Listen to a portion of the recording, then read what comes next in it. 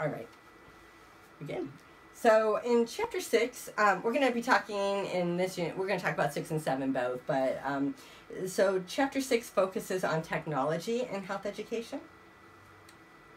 So a lot of what we're going to be talking about in this unit, it's interesting to me because it really applies even to the class that you're taking with me online. So this is about distance learning, also evaluating websites, knowing how to properly cite internet sources, netiquette, which, I mean, there's information about netiquette even in the syllabus, blogs, tweets, and forums, virtual realities, using social media, and mobile health monitoring, which is becoming more and more popular. So in terms of background, we know that personal computers and internet has really exploded in terms of some of the more modern advances.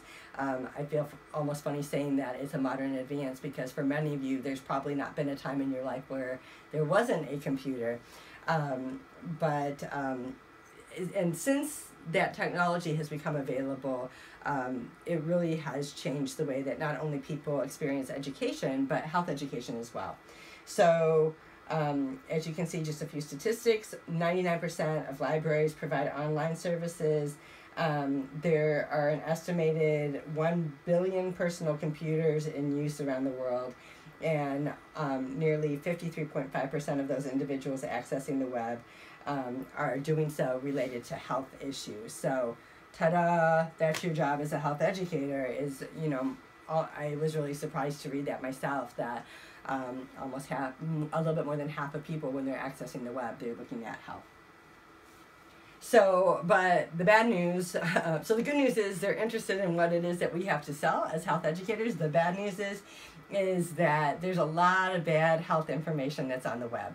So your job as a health educator is to make sure that we're obviously disseminating good information, but also letting people know where they can find reliable information on the web.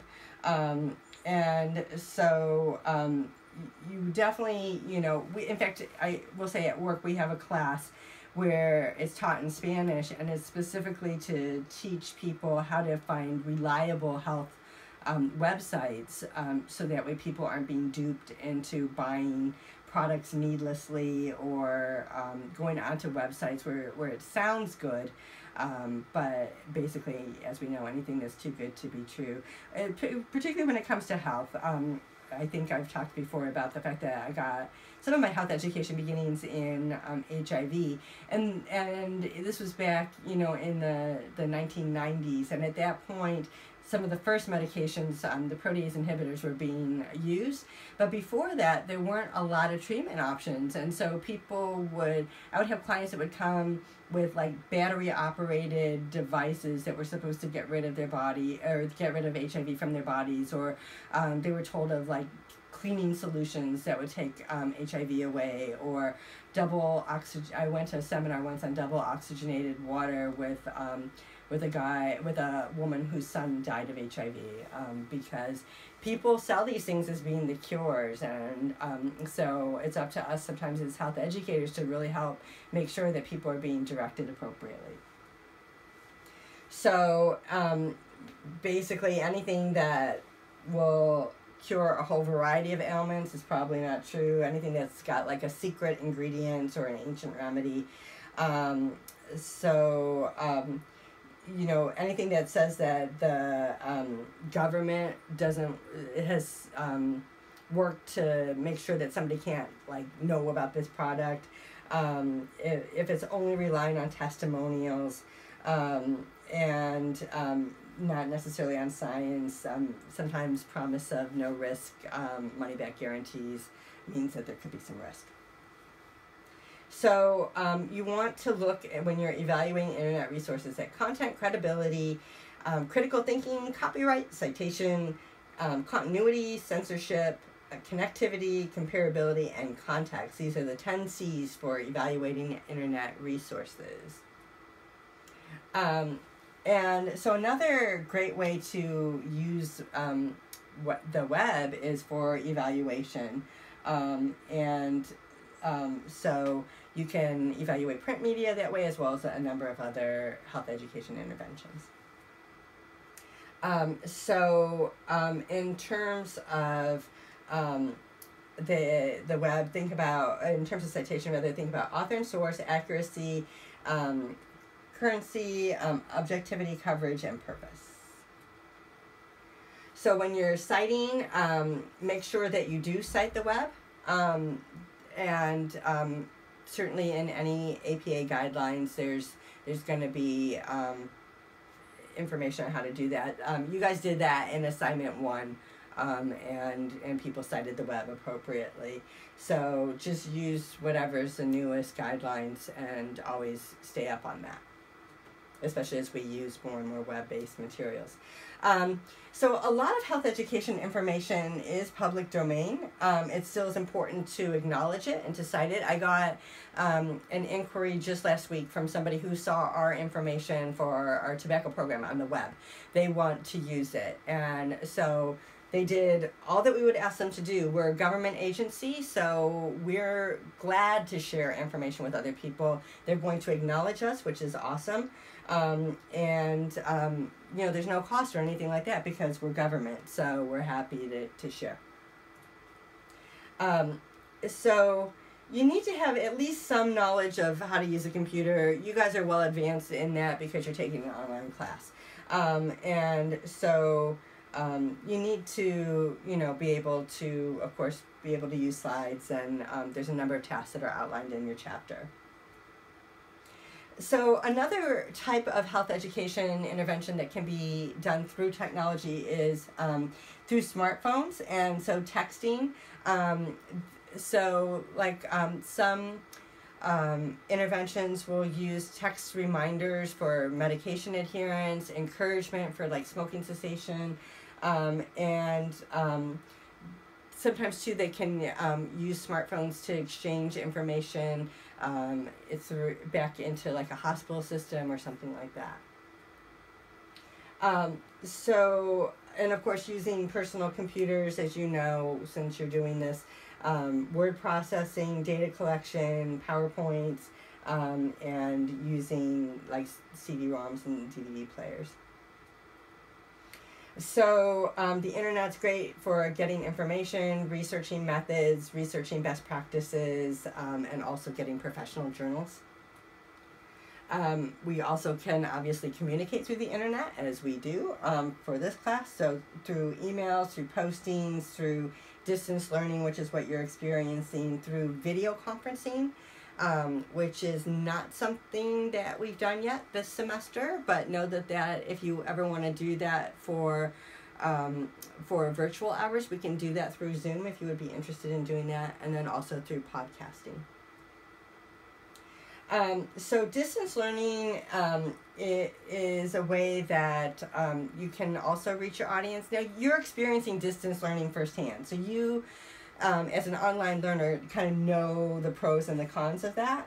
But as you know, a whole lesson can be delivered through distance learning. According to your chapter, some things that are helpful about distance learning is it's convenient, it's cost effective. So like for the university, there's not enough classroom space for all the classes that need to be offered. So in terms of cost, you know, this class then is able to be provided to you without the cost of like the room, but also provides convenience, because otherwise we wouldn't be able to necessarily even provide the class at times. Also, it's convenient because you can take this class whenever you want. I always notice that some people will log in to take the quizzes like right after midnight when it's launched, and some people will wait till the very end. Some of you are working, you have other classes, so that flexibility is really helpful for people. There are some education quality indicators that have been developed through the U.S. Department of Education. So there's a strong rationale for distance learning. It provides centralized development of curriculum and instruction and consistent manner. There's guidelines. There can be active learning techniques. Like we do that through the discussion forum. There's also opportunities for program evaluation and assessment. It can be supported through faculty, and it can be sustained over time.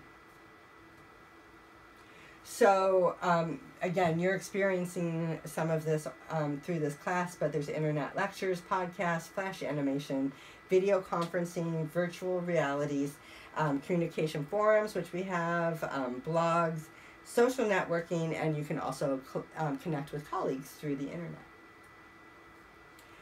So you know what internet lectures are because this is one. Podcasts can be entertainment, but they can also be instructional. And then flash animation gives you the ability to create films or cartoons.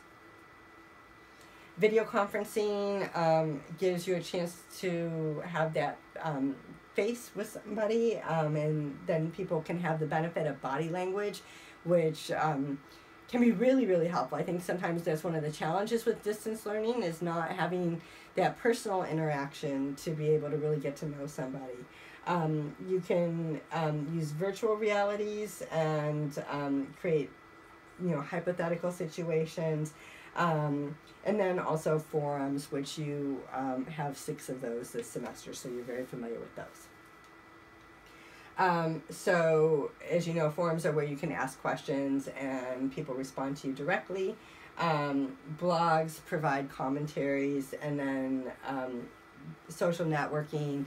Again, you guys are very familiar with that, I'm sure, through Facebook, and your chapter references MySpace, but I don't think people are using MySpace anymore, but through Instagram, Snapchat, all those kinds of things. Also, the internet can be great for finding colleagues. It's great for finding jobs. So there's online communities. You might want to consider, for example, joining the Southern California Society of Professional Health Educators, SOPHE. So what's great right now, too, is because you're a student, you can really get a discounted rate in some of these things. You also can get sometimes great journal interaction. You get that right now as students, though, too. An estimated 35% of cell phones are smartphones. This is what your chapter lists. I'm going to guess that it might actually be more than that now. There are apps that are dedicated to health and have the potential for having significant health impact and monitoring. You can do everything from smoking cessation apps to there's food journals, there's physical activity trackers, right? There's your chapter doesn't talk about this, but we certainly have now all of the activity trackers that people wear, like Fitbits, Garmin's, that sort of thing. You can also use it for self-monitoring quizzes and to receive information. It's interesting when my folks teach the class on health literacy using the web, and they do it in Spanish.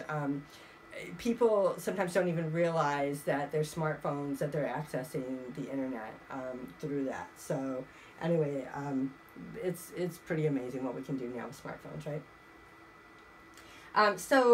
But the downside sometimes with the smartphones and with all of the online communication is that sometimes it's not very well mannered. So you want to make sure that you wouldn't say anything to anyone online differently from how you would say it to them in person. So you want to keep to the topic, don't scream using capital letters, just avoid some of what goes on like on Facebook with all the back and forth and just people getting into arguments online.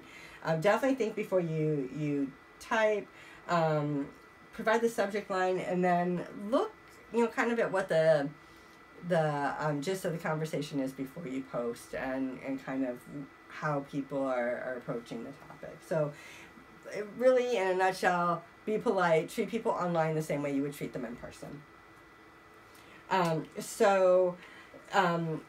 We have now the information age. Health educators need to be proficient and comfortable using technology, which I'm sure you guys are. And remember that the materials that are on the web are virtually unregulated, so therefore just be aware of that.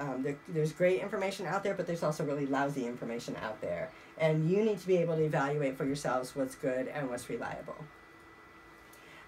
So you have a great opportunity to reach more people in very personal and customized ways through the use of technology. And you should be aware of, again, all the different apps and all the different resources that are available to you as health educators. And but do make sure that you understand whether or not you're using a legit source, and then also when you're developing your curricula, cite that source appropriately. And that is it.